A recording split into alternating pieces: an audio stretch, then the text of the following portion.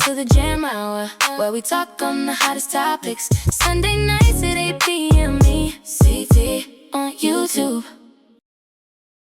What's up, you guys, and welcome back. This week, I have the pleasure of having one of Long Island's finest bakers here with me, Andrew McGee. Andrew, how are you? I'm doing well. How are you doing? I'm doing well, actually. Thank you for asking. Today has been a quite marvelous day, if you ask me. Yeah, absolutely. Same for you? Yeah, definitely. Caught up on some rest today. So we're going to get into your schedule in a minute. Yeah. I do want to talk about what caused you to starting Cakes McGee. I know you managed to turn a passion for baking into now what we see at West Oakland's Farmers Market each week. But I want to talk about what ultimately turned your curiosity and creativity for baking into Cakes McGee. Yeah, I mean, honestly, I was unemployed for a period of time, and that's when I just discovered baking, right? My every single day of living was just like applying to a job, interviewing for a job, getting to the final round, and then wash, rinse, and repeat. And then I got to a point 11 months into me being unemployed, I just wanted a cheesecake. I was also watching Kids Baking Championship on Food Network and just inspired by those kids. That's my show. No, I kid you not. I wish I knew the young ladies' names like off my, but they're characters, bro. Like I see myself in them so much. So continue. Yeah, but that pure innocence, right? And that joy that they were having. And so I wanted a cheesecake. I didn't want to get a cheesecake from Cheesecake Factory. And so I decided to bake a cheesecake. It didn't look like a cheesecake. It tasted like a cheesecake, but something inside of me just wanted to keep on going until I figured it out. And so I just kept on working towards it until I figured out how to actually make a cheesecake. And then from there, started to play around with different flavors and profiles and getting into cookies and other baked goods and things like that. And so fast forward to 2025, working in tech, working in HR, and a lot of things weren't working well, especially with my manager, full of shit. Ooh, we're going to get into that because we're going to get to that. Point blank period. But while I was working, I was also just bringing stuff into the office just to kind of use some of my coworkers as like guinea pigs in a sense to see what works and what doesn't work. And then come December of 2025, I ended up getting let go by that same manager who I had an issue with. And that actually just propelled me to finally take a step out and do something for myself, which is actually start the business. And so I had the opportunity to meet Harv at the West Oakland Farmers Market. I brought some samples with me. I got my samples today, y'all. Can't wait. I brought some samples with me. And I want to say maybe like 2 or 3 weeks later, he ended up emailing me back, him and his son or his brother. I can't remember what the relationship is, but ended up getting the yes from them, and then had the opportunity to start selling my baked goods at the farmers market in March of this year. So yeah, started baking in 2024, but it's been pretty cool to be part of all of this. So you just gave me your whole story, and that's okay because it's my job to now dissect all of that and really talk about what caused this business to bloom. So I first want to get into, how does it feel to be doing something rooted in fellowship? Oh, it's the best thing ever. Seeing people's reaction to the things that I'm making, it's like the biggest reward that I could ever get, right? Compliments that I get from people and just seeing their live reaction right there once they try a sample, it's the best. And then being immersed in the Oakland community has also been awesome too. We're going to get into that too. For right now, though, I do want to talk about how incorporating your family business name makes your business legacy that much more impactful. How has that inspired and curated your passion for furthering Cakes McGee? My last name is McGee. And I just wanting to create a legacy, have something that my mom and my brothers and my dad, who, is no longer here, be proud of, and something that I could continuously build. And eventually one day when I do have children, if they want part of the business, they can have part of the business, or if not, just continue to build a legacy that's lasting. That's what it's been about for me. You and I talked about life circumstances, and so I want to take it back to your college days. You went to Morehouse. Shout out Morehouse. You know, you ain't hyped enough for your. Okay, he did. Okay, look. Got to represent. Got the hat on. This is the subtle hype. Okay, I love that. No, I love that. That's a Morehouse man for you. Okay, you went to Morehouse. You played sports, and I really just want to talk about like at any point did you think sports was going to be your meal ticket out, or if your degree was going to set your career? Yeah, like. So in high school, so I'm from Wyandanch. Wyandanch is in Long Island. Played basketball, track, football, baseball, but was really best at football in all honesty. What position did you play? I was more defense. I enjoyed playing not free safety, but strong safety. And then towards my senior year, ended up doing some college tours. And I thought that at some point maybe I could be a walk-on for a school. Probably I was thinking maybe the University of Maryland, like no lie, they had some really bomb ass cookies during my college tour, and I really wanted to go there because of that. But ended up getting a scholarship to Morehouse, and I told my mom that I got a scholarship to Morehouse, and she was like, "That's exactly where you're going." Amen. And so ended up going to Morehouse. First was a bio major. Ended up failing biology, but then pivoted into psychology. And then from there, I always had the desire to want to cook, or not even bake, but just cook. I enjoyed cooking because it just brought me so much joy being in the kitchen. So how was it in college? You know, because I was in college too, and so I, you know, that was before athletes used, you know, get a check. And so I'm curious, how were you surviving? What kind of meals were you making in school? Like, did you start thin? Did you like to have friends trying any of your food? I mean, so me and my best friend, his name is Sean, we grew up in Wyandanch together, and we had an apartment our junior and senior year, and so we would throw like gatherings and parties. Yeah. I would bake like one of those box cakes, and some of our other friends, they would throw down on the grill, and then we just, you know, be more of a gathering from that perspective. But in terms of just like using other people as guinea pigs, no, that wasn't the case. Just the coworkers. Yeah. But yeah, just cooking, you know, whatever college students could afford. So pasta was basically a bunch of the meals, and chicken and whatever we could throw on the grill as well. The reason why I just got interested is because, you know, college really is that stage where you learn not just entrepreneurship when you're like studying business too, but it's where you learn, I call it finesse and that hustle mentality. And so it's like, I'm curious, like if you had to slang plates, you know, slang some goodies at any point, you know, in college or anything like that to make it by. But that's good that you know, like you said, you fellowshipped. It was more so like with friends and gatherings. So that's good to know as well. So given that you said that you did at one point work in tech and in that field, I want to talk about what brought you here to the Bay Area. And, you know, they have this new term called transplant. If you know, you know. I might need to ask. No, let me not say her name because she might cut on. Yeah. But from your understanding of what a transplant is, like coming to the Bay Area, like how has that journey been? It's been pretty cool. So actually, this is technically my third stint here. Right. We did talk about that. Yeah. So I came out here originally for tech, working back in 2018, and then left right before the pandemic happened. Family issues back in New York. My nephew was going through some stuff, and so I just wanted to be closer to family. And then pandemic was over, and then I found myself missing the Bay Area. So I eventually got a job to relocate me back here in Jan of 2021, and then ended up leaving again in June-ish of 22, moved to Atlanta.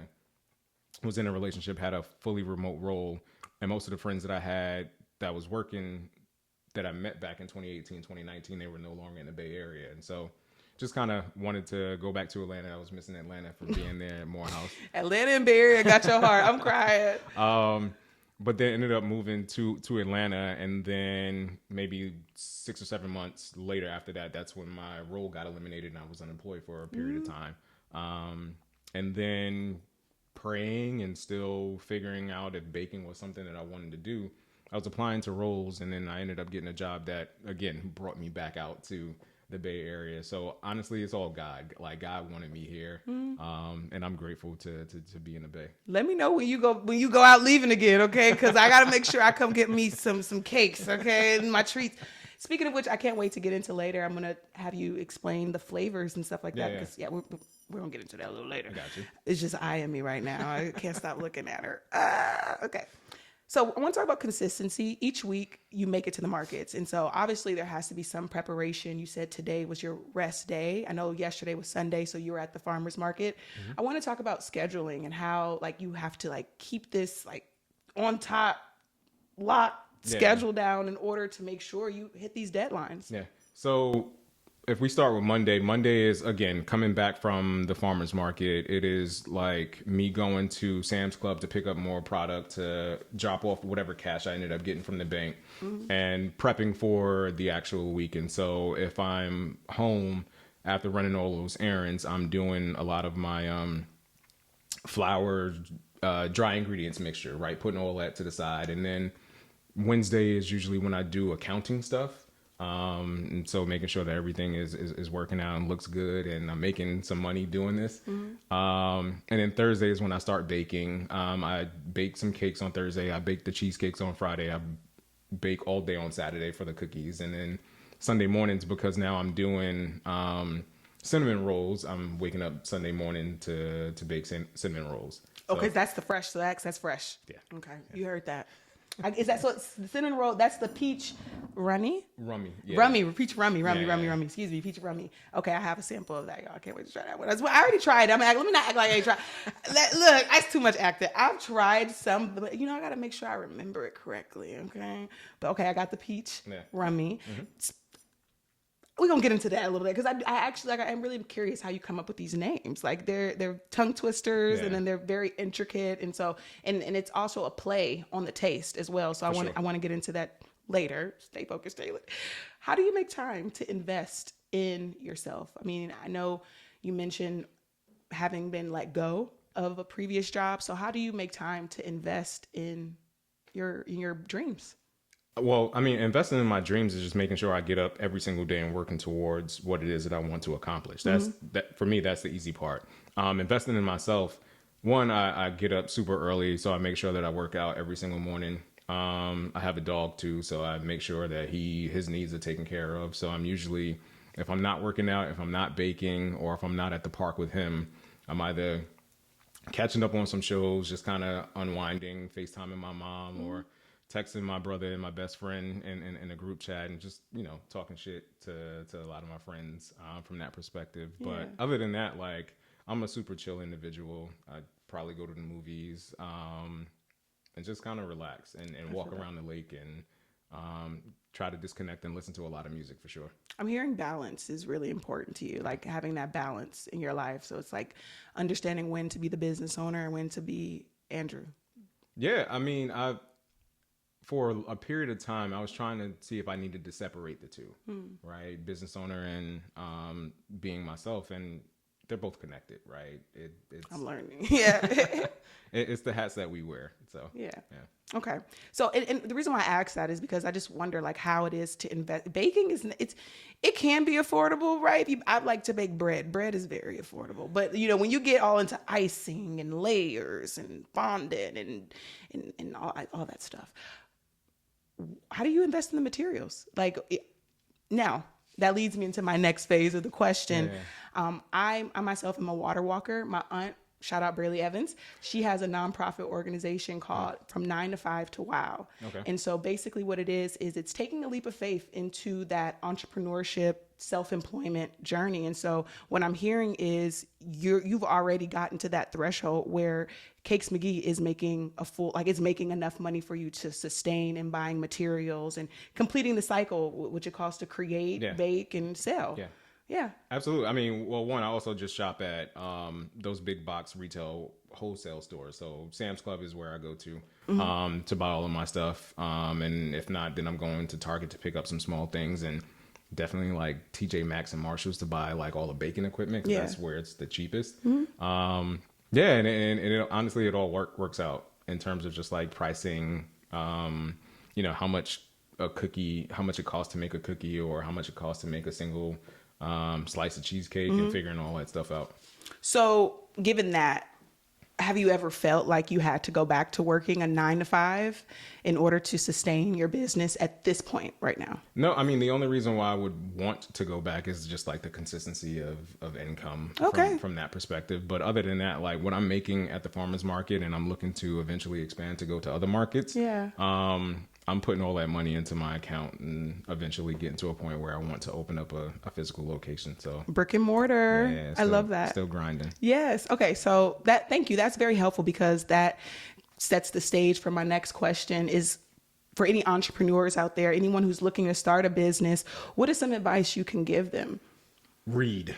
I mean, there's no experience like actually being out there and doing whatever that thing is that you're passionate about. Right. But for me, briefly talked about seeing those kids on the Food Network just kind of follow their own passion, and me reading certain books. So Damon John, The Power of Broke was a huge inspiration for me.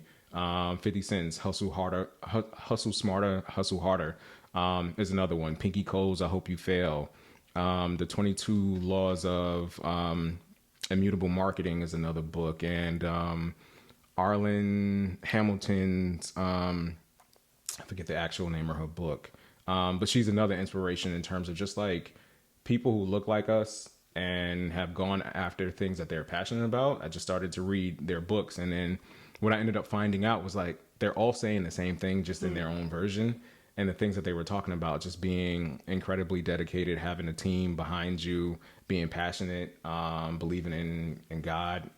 All those things started to resonate with me, and I was just like, all right, cool. I have all these things, and now I found the thing that I am passionate about. And so, it's been working out. So definitely I encourage people to read. All the information is like, it's out there. And they always say reading is fundamental. So I trust your judgment on that one. Yeah. Thank you for that. I know you're a one-man band when it comes to this business. Mm-hmm. And so I'm curious on how accepting the need for expansion or more people on your team has been for you, because I know sometimes for some people, it's not easy adding more people to the team or being open to receiving support in other areas. So how has that journey opening up, realizing that, how has that journey realizing that been? Yeah. So being in Oakland is like a super welcoming community, mm-hmm. very diverse in general, but like, especially West Oakland, like people are just down to help out. And so meeting people who are at the market who are telling me maybe I should, pitch my idea or sell in certain stores, or people who take photographs, or even meeting you, right? Mm-hmm. Meeting your mom out there. And then her telling me about you and us actually doing this podcast, right? It's just like, it's being open to what the journey brings. And that's what I decided to do, especially like me letting go and just saying, all right, God, if this is the direction that you want me to go into, I trust that during this journey, I'll meet the people who are supposed to help me elevate this thing and expand it. And so again, meeting your mom and then connecting with you to be here on this podcast. There's this woman who lives in my building. She's like 25. She does social media, and she's actually been wanting to help out for free. Mm. And so, it's just being open to whatever comes my way and doing things that are outside of my comfort zone, and just appreciating whatever help that I could possibly get. For real. That's facts. And so I'm sensing community is really a big chapter in making and curating all of this. Yeah. So given we're speaking about curation and getting into all this stuff, I'm happy I can finally ask you this now. So let's talk about the flavors. Yeah. I want to know what has caused you to like come up with these cool names. You have peach rummy. Well, I wanted to say it. I was gonna say it right this time. Yeah. You got Scotch. Yeah. Are these? Do they got alcohol in them? No. Okay. So, well, yes. Yes. The cinnamon roll, yes. Okay. For the peach compote, that does have rum in it. Okay. Scotch is just cinnamon butterscotch. I put that together. The other names that I came up with: Funny Lemon, Peach Rummy. I was definitely high when I came up with those, but Peach Rummy is a play off of Gin Rummy from the Boondocks. Okay. The Samuel L. Jackson voices character on the show. That's but cute. The other ones are just kind of like I was in the zone, and I was like, all right, this actually sounds pretty cool in my head. I feel it. Yeah. No, I love it. That's why I was curious. I was like, how did because like you think about it like, okay, making it is one thing, like coming up with it, but then having to really say, okay, what do I want it to say? Like, what is the the ring, you know. Yeah. So that's pretty dope. It's very authentic. I love that. So right now I want to get into tasting. Okay. All right. And so for y'all that don't know, I've already tried this. I couldn't finish it, okay, because my mom took it upon herself to get hungry. No shame in getting hungry, girl, okay? You eat. But she ate my last slice. And you know this already, but Yep. I'm here today to reclaim my other half. And then she's more than welcome to have the other half. I love you, mommy. Okay, shout out, moms. So yeah, what you have there is a banana caramel cheesecake with a vanilla wafer cookie crust. So yeah, I definitely hope you already told me that you liked it. Yeah, I already liked it. I want to remind myself Yeah. that I like it, okay? And hopefully my mom, she could tell me how much she likes it as well, okay? Let's see. All right. I love your packaging, by the way. Let's get into the packaging. So is this the first like presentation for it, or have you been through other So this is my first presentation of it. So Okay. funny enough, while I was at the previous tech company, they had a bake-off competition. And I made, not this cheesecake, I made a lemon blueberry cheesecake, and I brought it. But what I ended up doing was, rather than just bringing an entire pan of cheesecake, I sliced it up at home and individually packaged it. I just went on Amazon and just bought some packaging and brought it, because I was just thinking about, like, the thing that I hate about potlucks is just like everybody's breathing on the food or has access to the food, and people be coming home sick and stuff. And Fair. so I wanted to minimize that as much as possible when I was packaging the individual slices. And so, yeah. It's good. Thank you. I'm gonna save her half, okay? Yeah, that's She's like gonna half. appreciate it. Yeah, that's half. I'm like, I'm one of them real people. Like when they say, "Give me half," Yeah. that's half. She gonna have half. So I want to talk about it. So I recently just started liking cheesecake. Actually, Yeah. my adult taste buds finally kicked in. Okay. And at first I did not like cheese. It was key lime pie. Yeah. No. So this year, I kid you not, like I really like. Okay, now I lied. Not this year. Maybe last year. A little into the year before that, I started liking cheesecake. Okay, and so this is good. Yeah. I like when it's thick enough, but palatable enough for me to like kind of like just suck on it a little bit. Like, it's good. It's good. Okay. All right. So we got through that. She got her half. I'm not going to eat no more. I'll go buy me some on Sunday. Okay. You might need some water or something. All right. No. I'm an OG Big Back. Okay. OG Big Back. So which one should I try next? We got the chocolate chip. Cookie, the apple cinnamon crumble cake, which is just like my own version of apple pie, because you technically shouldn't be eating apple pie in the morning, but with this apple pie-ish style of a dessert, you can have it as breakfast or you can have it as dessert. I'm curious. So why can't you eat apple pie? I mean, I didn't say you can. I said you shouldn't. Oh, you should. You're just being Yeah. health conscious. I love Yeah. that. No, you should not be eating Not cake for breakfast. But yeah. if you are in Europe, you never know. You know what I'm saying? Okay. So yeah, for me, apple pie has always been my favorite dessert growing up as a kid. Okay, so this is apple pie. Yeah. So it's apple cinnamon crumble cake. Let's take one big bite.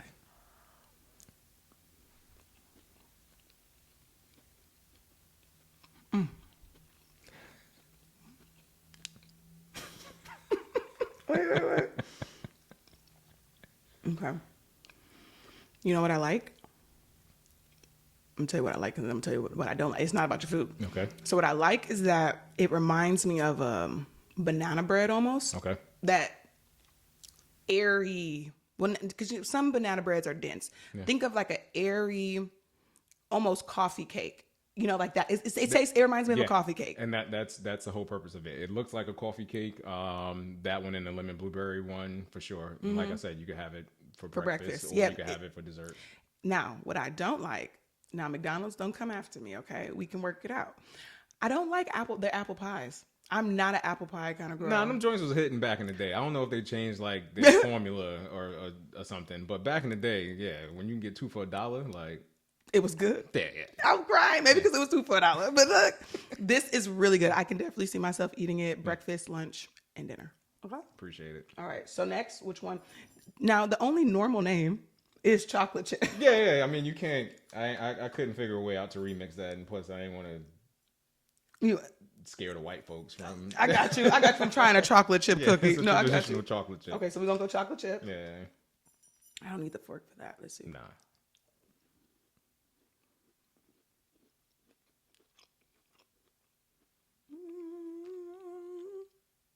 Makes me sing. Okay, that one made me sing.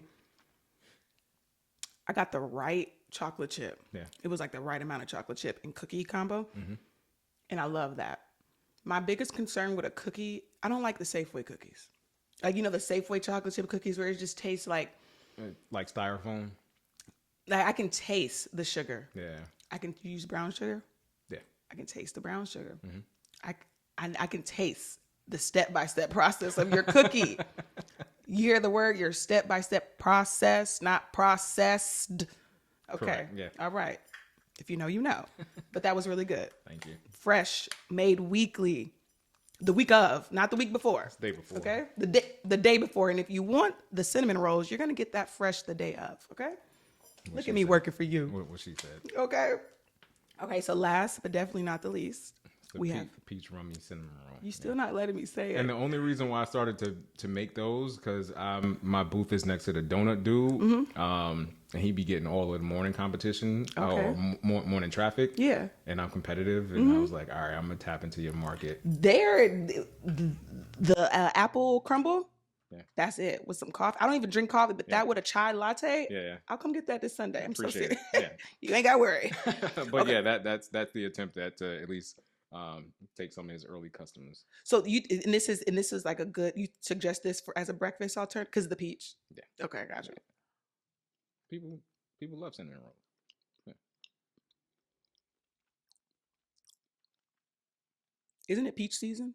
Yeah, and that's why it's a seasonal item. Yeah. Okay. Yeah. Let's get into the seasonal items. So love it. I actually want to get a full one so that way, because that was I